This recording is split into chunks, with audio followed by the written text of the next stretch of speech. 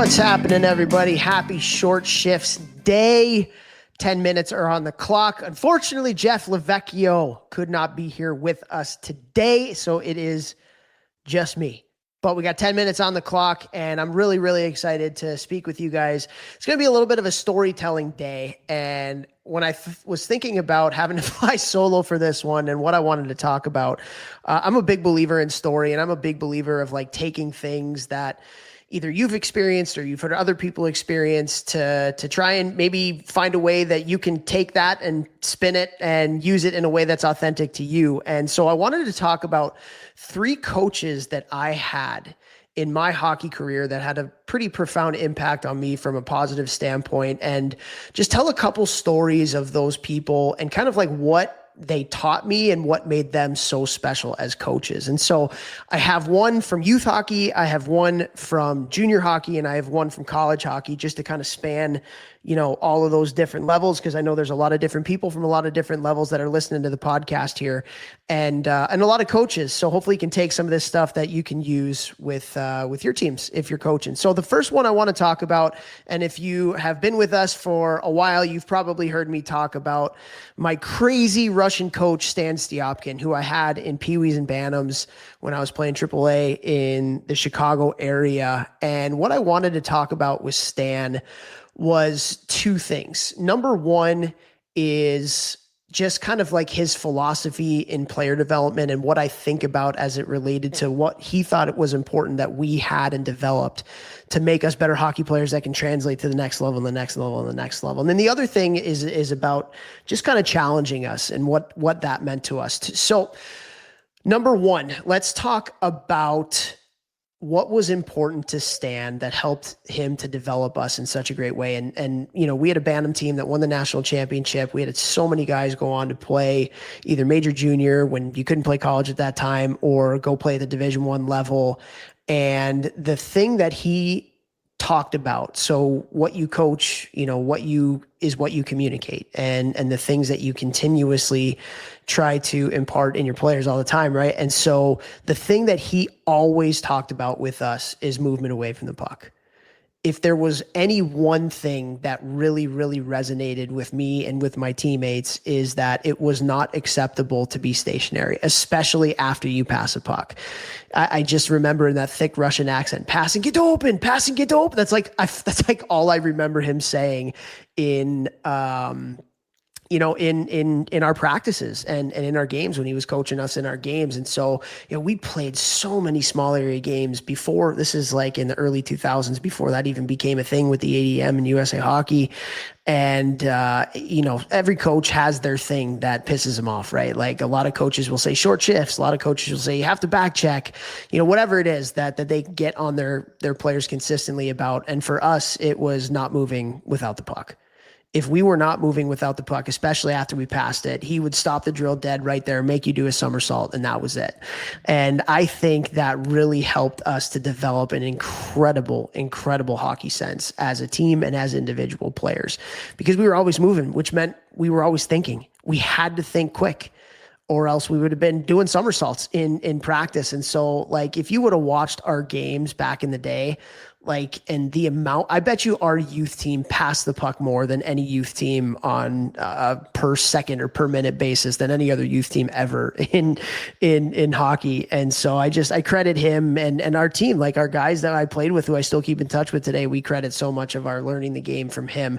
And then the other thing that he did all the time was he was always trying to make things difficult for us.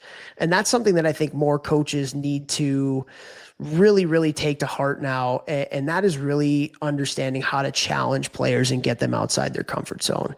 And so, we've talked about how our team was really, really good. And this was pre my hockey ranking. So you never really knew how good the teams were you were playing against. And we'd beat a team, 8-9-0 on a Saturday, and then we'd have to play that same team on a Sunday. And he would do things like we would have to play an entire game 4-on-4. He would do things. We actually played entire games without a goalie. To try and challenge us, because it wasn't going to be any good for us to win 9-10 nothing again. We would do things where we would we had 9 players and 9 forwards, excuse me, and 6D. And so he would have one line and one D pair go run stairs or do dry land for the first period while the other 2 lines played. And then after that period, that line would go get their equipment on and another line would go take their stuff off and have to go do dry land or run stairs. And then same thing for the third period. So he just always tried to find ways to challenge us. I don't know if you can get away with doing that nowadays, but like in practices, it was always hard. Like the compete was so high. What he was asking of us was really, really big, but it was always cloaked in fun. We were always having fun. And when you can combine that fun with the hard and challenge, that's ultimately the sweet spot that any coach is going to try to find if they want to develop players to the max of their ability. So Stan had such a huge impact on me, on my teammates, and just one story. The next story that I want to talk about is from Will Nickel. So Will Nickel was my coach when I played for the Chicago Steel. He was the head coach my last year that I was there. And one story in particular really, really resonated with me. And I've told this before on the podcast, previously, but our team wasn't playing very well. Our team didn't have a great attitude at the time. We were in first place, but we were kind of stagnant, complacent. And so I'll never forget, he brought me into his office. I was the captain of the team at the time. And he said, "Hey, I'm just going to give you a heads up. You need to be better. And this is what you need to do to be better, but I'm going to blast you in front of the team." Basically, like I'm going to be kind of not nice to you, not in that sense, but like, he's like, "I'm going to really hold you accountable hard in front of the team. And here's what I need you to do. I need you to take it. I need you to have a great attitude afterwards, and I need you to go have a great practice. You're the leader of this team, heartbeat. And if they see me coaching you really, really hard, as the captain, as one of the best players, then it's going to allow me to be able to coach other people hard, but only if you have the right attitude when you do it." And so he kind of gave me the heads up on that. And then, half an hour later, as we're sitting there getting ready for practice, he comes in and just blasts me. And I knew it was coming, so I appreciated that. And then it was my job, like he said, to go have a great attitude and go have a great practice. And I just think that that's like his gift is people. He was such a great people person. He was so great at reading the room. He was so great as a motivator and just understanding what made everybody tick, both as an individual and knowing what it would take to make the team tick as well. And the lesson that I take from that is, number one, the investment of the relationship. He was such a relationship-based coach, and I think he learned that from his time coaching with Rico Blasi at Miami, who was also elite at doing that. And, just thinking back on how much I would have ran through a brick wall for that guy, and how much our team would have done that too. We won the Eastern Conference Championship. We lost in Game 5 to Waterloo, who ended up winning the Clark Cup as the champions of the USHL that year. Like he had a gift in really helping you to understand what can make you at your best. He had a gift in understanding how to hold you accountable through what he got to know about you as a person and as a player. And then just giving me that heads up that day. Like, he knew how to coach me and he knew how to coach the team through the relationships that he built. And, he's the director of player development for Vegas now. And it's funny because everybody talks about Vegas as kind of being this cutthroat organization. They'll do anything to win. They're going to trade people, release people, cut people. They don't care who they bring in. And that's true to a certain extent, but if you don't have people within your organization like Will, who are great people and really understand that side of it, that doesn't work. And so I know other coaches that have been there have that gift too. And culture's everything, man. And Will was just unbelievable at that through the relationships that he earned with his players and the other people involved with the organization. So that was the second story I wanted to talk about. And then the third one, I want to talk about Mike Schaefer for a second here, who I got the chance to play for and coach with at Cornell. And, we've had a lot of different conversations with, people that I played with, and I got to see it kind of firsthand as a coach there. And kind of like what I wanted to talk about was just how, like, culture is not by accident. It doesn't happen by accident. And Cornell, through his 30-year tenure, how many NCAA tournaments, how many championships, how many players that have gone on to play in the NHL, a lot of that had to do with the culture that was created within what we were doing. And as a player, and this is where I think my perspective here is really unique, because I got to play and coach for and with Schaefer. As a player, you don't understand how intentional it is. you do certain things, certain team building activities and things like that. And it's a part of the culture, but then coaching with him, you really recognize and understand the rhyme of the reason and the why to why everything happened. And it was so intentional. The culture was amazing.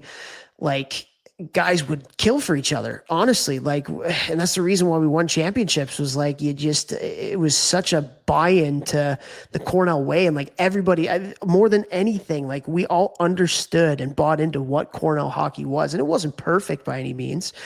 There's always going to be some friction with different things, but like, you knew what it meant to be a Cornell hockey player. You knew what it meant to be a great teammate within the confines of what Cornell hockey means to the university, to the town, to us as players, to the coaching staff and everybody involved.